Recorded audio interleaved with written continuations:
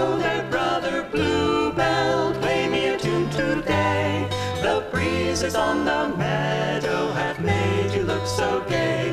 The meadowlarks are singing, joy's in the air. Come set your bells are ringing, you've gladness to share.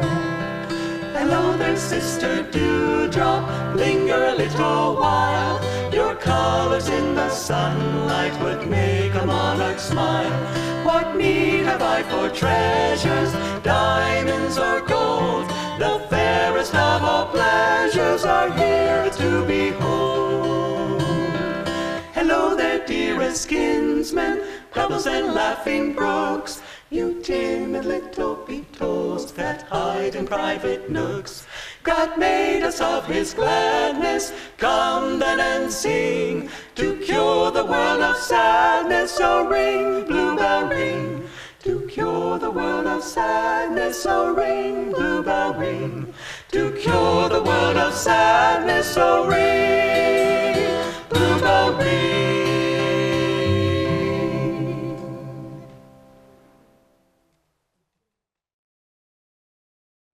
Welcome everyone. Welcome to those of you here in person at the Temple of Light at Ananda Village, and welcome to those watching online. I am Nayaswami Pranaba, and this is Nayaswami Parvati. It's a joy to be with you. This reading is taken from Rays of the One Light with commentaries on the Bible and the Bhagavad Gita, written by Swami Kriyananda. Today's topic is How Devotees Rise. Truth is one and eternal. Realize one with it in your deathless self within. The following commentary is based on the teachings of Paramahansa Yogananda.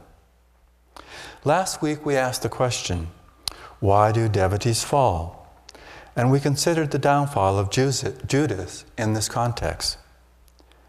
Jesus, in answer to Judas's criticism for allowing Mary to rub his feet with spikenard, a very costly ointment, said, "The poor always ye have with you, but me ye have not always." Jesus is saying here that there is one supreme injustice that needs eradication. Poverty, yes, but not of a material kind. Poverty in a spiritual sense. Divine blessings are not common in this world. They are extraordinary. When they come, we should give them priority above every other consideration. Never allow a moment of inner joy, for instance, to be set aside for lesser duties. Divine attunement is our highest priority. As Lahiri Mahashai said, the guru of Yogananda's guru, to listen to the heart's inner sound, Om, which issues from the very center of your being, is man's highest duty. Mary, on this occasion, was not communing in inner silence with Christ's Spirit, as she had been when Martha urged that she be reproached by Jesus for not helping out in the kitchen. Mary this time was serving outwardly, but in a very different spirit from the restless fussing for which Jesus had reprimanded her sister Martha. Those who see a radical difference between the paths of action and meditation should understand this distinction. To serve in the right spirit is necessary, for only thereby can we overcome our karmic tendencies toward restless activity. The important thing is that the spirit be allowed inwardly to be focused, that in everything we do, we act in loving service to the Lord.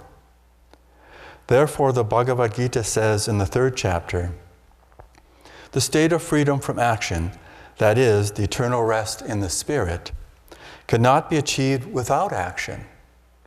No one, by mere renunciation and outward non-involvement, can attain perfection.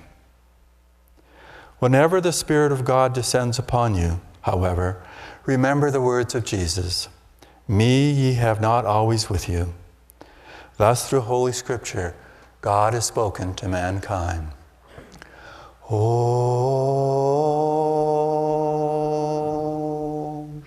Om,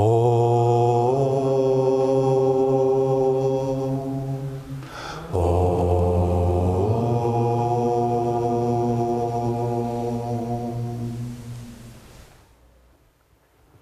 also would like to welcome everyone, and I'll read from Whispers from Eternity. Yogananda's beautiful book of prayer demands. I baptize myself in the waters of my tears of love. Through long, winding pathways of self-doubt, fording mighty rivers that separated thee from me, trudging over endless wastes of barren lives, tossing dangerously on the rapids of many ambitions, arduously climbing steep mountain trails of desire, and carefully extricating myself from whirlpools of alternating sadness and hilarity. At last, I have reached my journey's end. I look upon all those past travails with joy. Every struggle, every past agony has produced a flowing spring of joyous, grateful tears. In the sacred waters of those tears, I baptize myself daily with deep love for thee. I hadn't remembered that particular whisper for a long time, but it's very beautiful, and it really captures really where all of us here, everybody online, where we're all at. I mean, it's an extraordinary time. The blessings that we've received from God are extraordinary, and they're happening constantly in this time. We're on a path, we've said, we're on the path of self-realization. Well, as Swami Kriyananda said to us, delusion will not let you go very easily. So once we make that declaration, and really I'm talking to people who have been on the path for decades, maybe a few years, and maybe are just walking in the door and liking what you hear. But really, for all of us, it's a time to take note and be aware. As Swami Kriyananda said in that reading, the blessings of God that come are not common, they are extraordinary. And we at Ananda and people associated with our spiritual family have experienced that. Don't let them just go by and say, oh yeah, that happened. This temple is one of them. It was an actual miracle of God that it was completed, and that we had an incredible blessing of gathering, celebrating 50 years of Ananda with 700 to 900 people here on this property for a week. And it was televised. So anyway, but just for us to take note, be aware. I thought the quality of awareness is so important. It goes with how do devotees rise? Well, you get your energy going and keep it up, and you become aware of your own inner struggles and your victories, aware of what's going on around you, but most of all, aware of God's presence in everything. God is the underlying spirit that combines, that unites all the diversity in the world. It's all one. And interestingly enough, in America, we have that saying, I believe, on the dollar bill, e pluribus unum, out of many, one. And, we might say, oh, well, yeah, I've heard that before. That's a usual thing. Well, just recently I got interested in listening to some of the things that happened in the beginning of this country, which is a very young country. It's not even 250 years old. It's very, very young. But I was reading this, or not reading, listening to, watching a program called Liberty. It was made in 1997 or something. But it is about the beginning of the revolution in America, but it's unique in that it's not a dramatization. It uses all the letters, speeches, and words of the people at that time. And it's pretty amazing. I mean, I remembered it kind of, but watching it again, I thought, wow, this is really, just to realize the concepts that were being introduced by the colonists and the people of that time were absolutely stunning. The Declaration of Independence starts out, "We hold these truths to be self-evident, that all men are created equal." That, my friends, in 1776 was just, huh? Every single country in the world that was major was ruled by a king or a queen, a shogun, an emperor. Somebody was ruling subjects. They were subjected to the whims and good or bad leadership of those people that were involved. And right under them were the higher classes, and under them, lower, classes again. And it was interesting to me. And at that time, England was the most powerful country in the world. And the colonies were 13 little states along the Atlantic coast that each considered themselves their own country. So if you said, "Oh, what country are you from?" Massachusetts.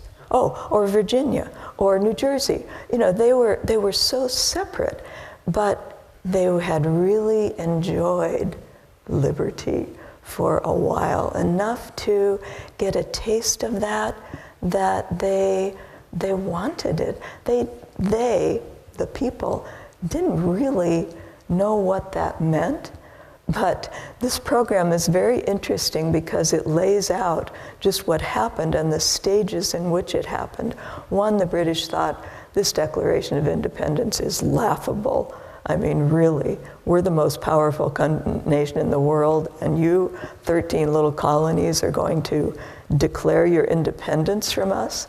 No, that won't happen. And they were also insulted because they had just fought a long French and Indian war and helped the colonists, But it was more about that concept of liberty, of freedom. And people, they kind of knew they wanted it, but when people started dying, because the British said, "Oh, no problem. We'll just send thousands of troops over and ships and, all of that, and we'll just knock you out in, first battle." And it was interesting because what happened when people started dying and that first battle happened was they said, "Oh, wait a minute. We want liberty." They went the opposite direction rather than feeling like, "Oh my God, what have we done?" They said, no, we really want this. And so they had to be, it was a long process, let's just say that. It took 6 or 7 years for that war of independence to play itself out.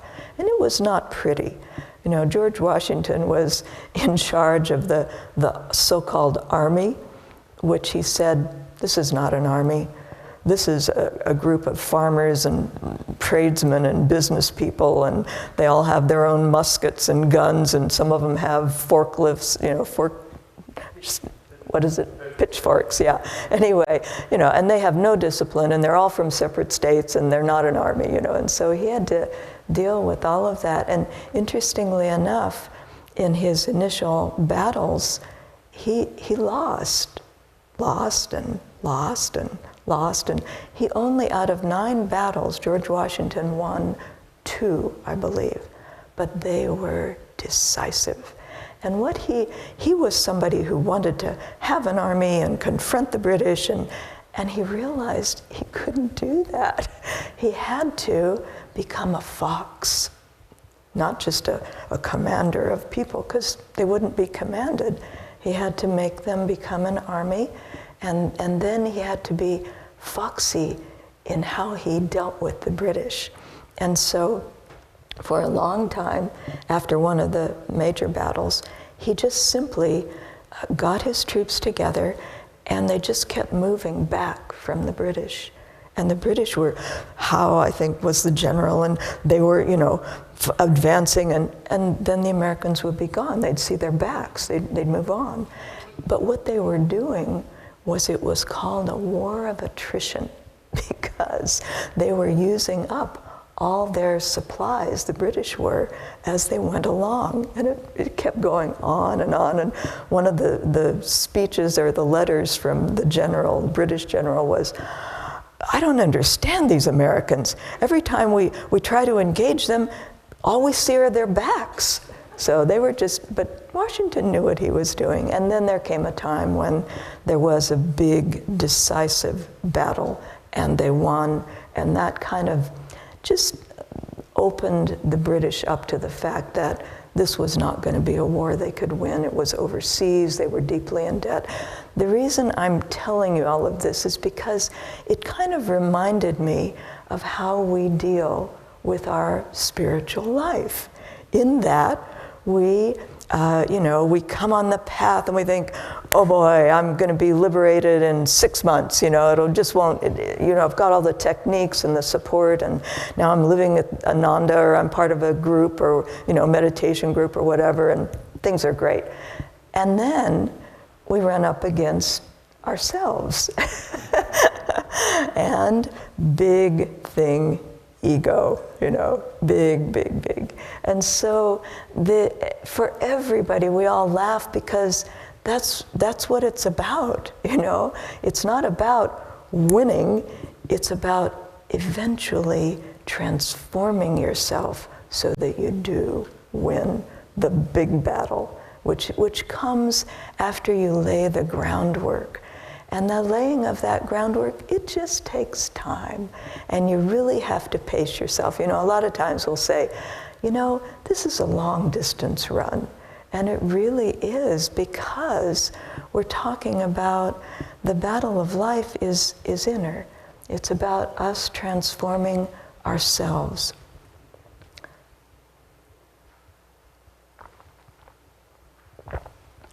And so little by little, what I've felt and what I see in my Guru Bhais is that you build a base that's stronger. And in the beginning, you don't have that base, you don't really know much. And so, but you begin to build a base from which you can operate and from which you can move out into unknown territory. And you can begin to fight battles that, as Swami Kriyananda said, it's good in the beginning to fight the battles you know you can win. Pick your battles, in other words, and really look at what will work. Use common sense and look at the things that you'd like to move along, you'd like to establish. In the beginning, it can be things about your physical surroundings. It can be about your diet and, yoga postures and, just getting your health together and kind of establishing a routine with meditation, that you actually do meditate every day, and, that you actually do that. Because all of those things, they're what lays the groundwork for us to be able to fight those bigger battles and to become victorious.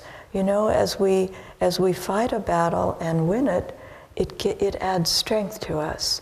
But we're just biding our time, not biding our time, that's not the right phrase. We're building our strength. And for what? The bigger battles. Because for each of us, our karma, how we've come into this lifetime, there will be bigger battles. I mean, of course there will be. And, you need to be prepared for those, and also just to have the tools to make it possible to win those battles. And so the things that I was remembering and thinking about just things that Swami Kriyananda, how he lived his life and things that he said to us. Sometimes, and he said this about Master, about Yogananda, he said sometimes the small things that he said were more important than the obvious, bigger things. And one thing that Swami Kriyananda said that I've always remembered, and it's not an easy one to use, but it's very, very important, is when you make a mistake, not if, when, we're all makes. If you're exploring spiritually, that's what it's about. You have to be willing to make mistakes and rectify that and move on. But when you make a mistake, that you say, it happened. In other words, neutralizing, attempting to anyway, neutralize, oh no, oh great, whatever, but neutralizing the reactions. And so it happened, like, okay, something, I did something really bad and everybody saw it. And so what am I going to do with that? Well, I'll say, if I can remember and do it, it happened.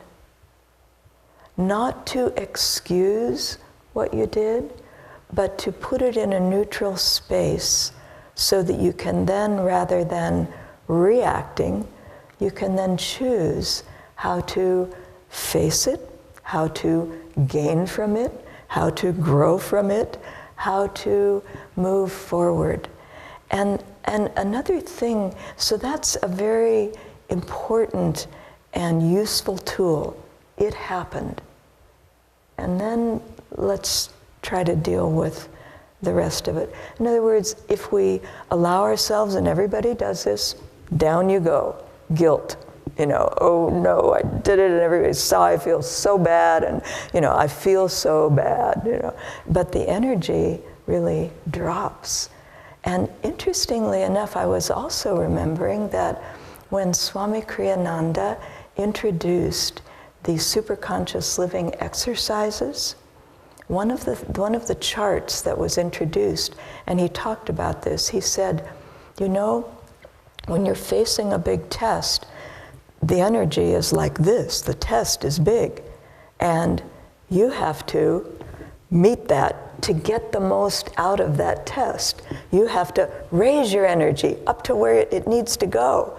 And most of the time, we're saying, oh no, the energy drops, and we don't meet it.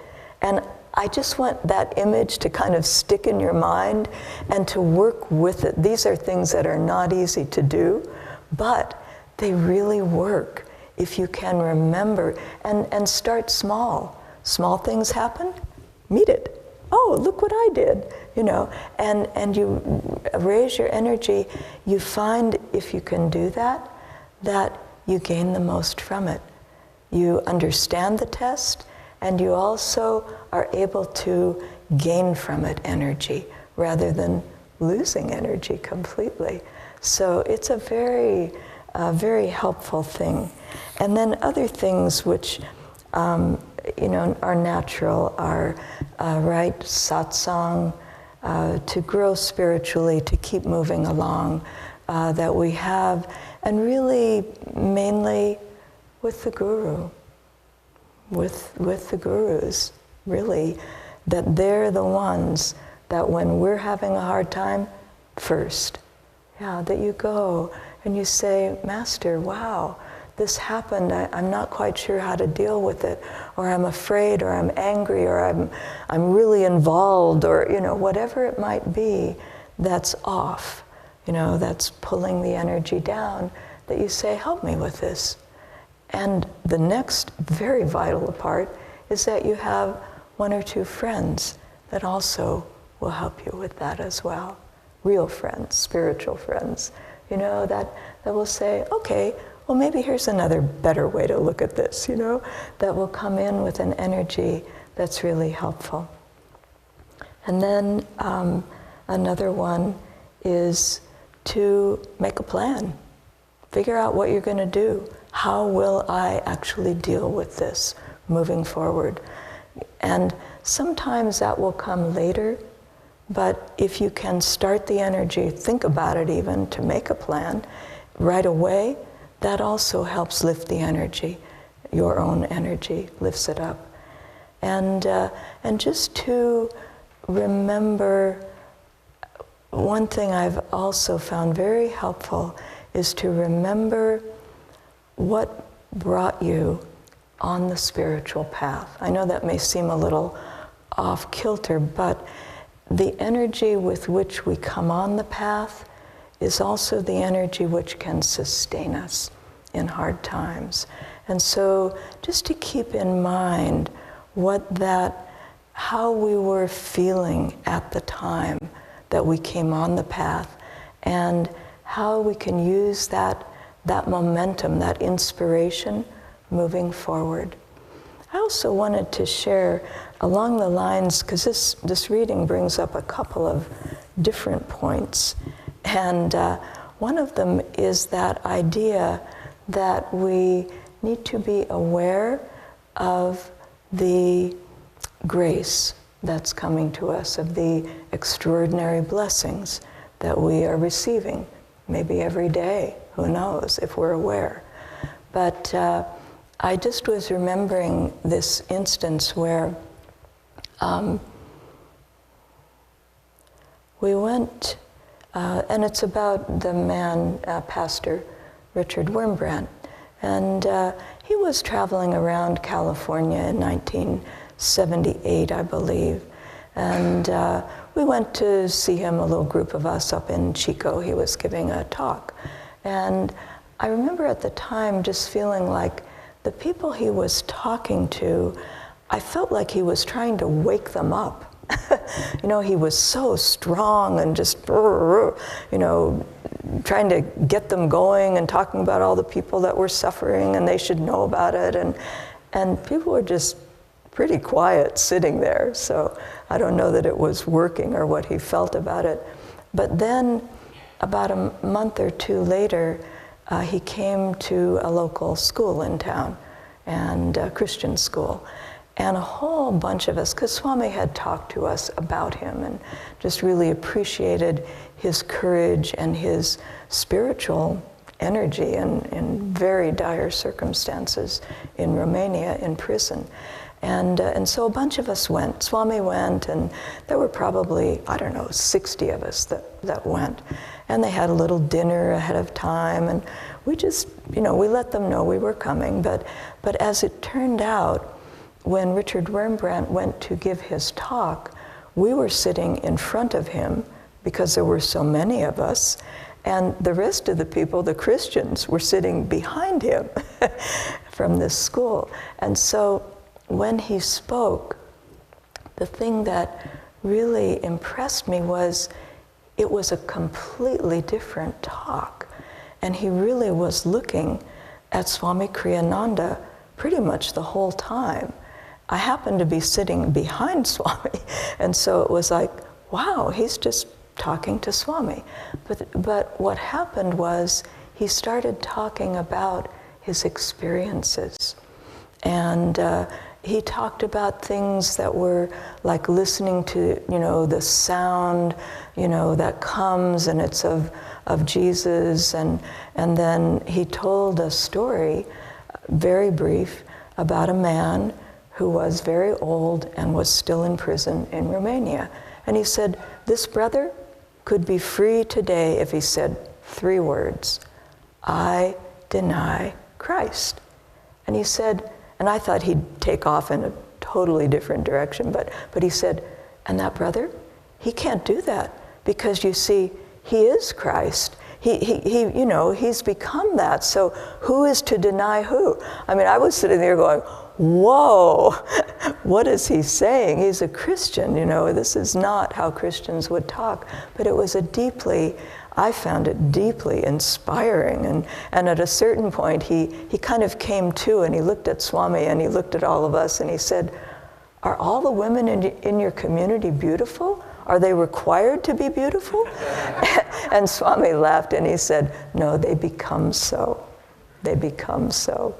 But anyway, but the reason I'm saying that, one, for just the story in itself, but other people came there and I mentioned it to someone and they said, oh gosh, I didn't remember that.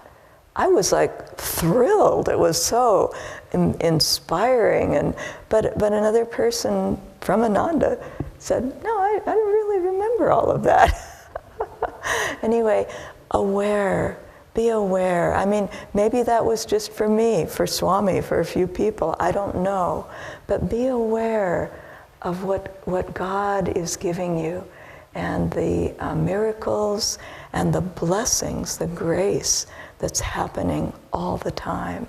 And so just and with tests with how devotees rise, you have to use common sense. George Washington played a role of attrition with the British. And sometimes we have to do that with our tests. We have to look at the test and we have to say, I'm not ready yet to do that. I'm not ready to face that yet. So I'm aware, I'm not going to forget about it, but I'm not quite ready. It's too big. And so we build our strength and we come back to it later. We don't, in other words, it kind of diminishes in largeness as we build the light in us. That's how it works, It's that we build that light and then the tests seem smaller because we're bigger, we're stronger, we're able to deal with it in a better way. So those are just some thoughts, and really to try at all costs and try very hard not to get caught in guilt and feeling bad and wallow. I remember at one point I did do that. This was many years ago. I did that.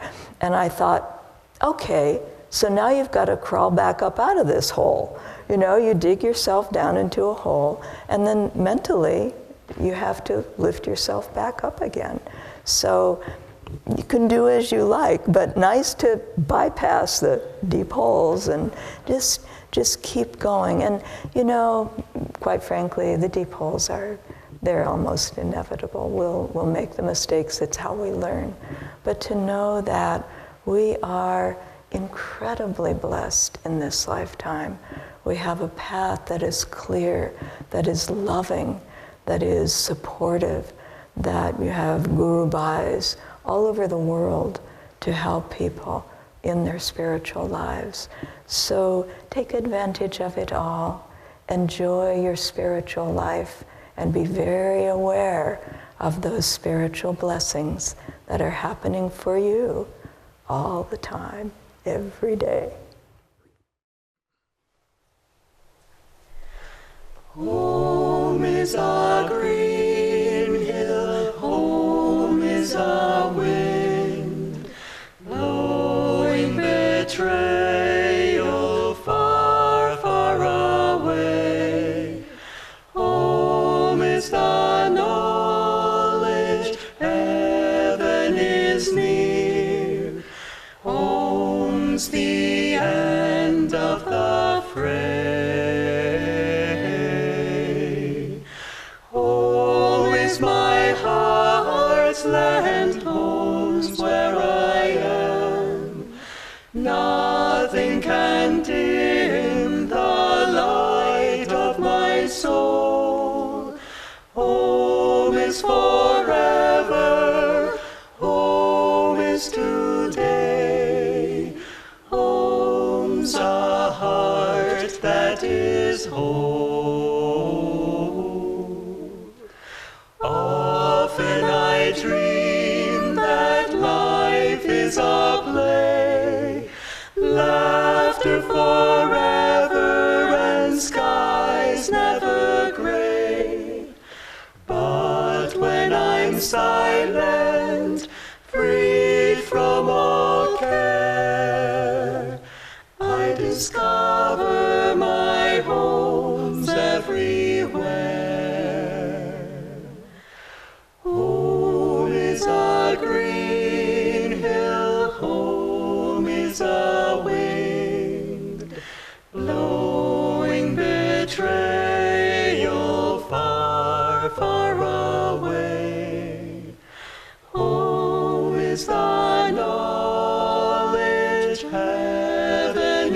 is near. Home's the